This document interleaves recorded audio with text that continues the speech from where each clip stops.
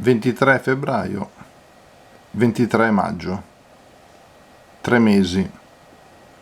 3 mesi dai primi decreti che hanno imposto dei blocchi a causa della epidemia in corso. Questa immagine dell'infermiera che si cura dell'Italia è molto bella, molto simbolica, ma dopo 3 mesi pensiamo che si debba fare un primo bilancio. Tanti ne parlano, tanti ne stanno discutendo, ci sono inchieste, ci sono indagini, ci sono tanti aspetti da chiarire, da capire. Cercheremo di farlo un po',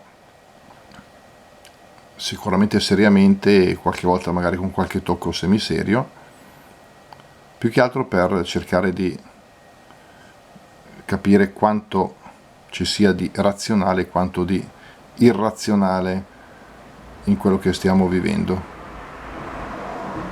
Naturalmente il primo pensiero è per le vittime, per chi ha sofferto, per chi purtroppo ci ha lasciato,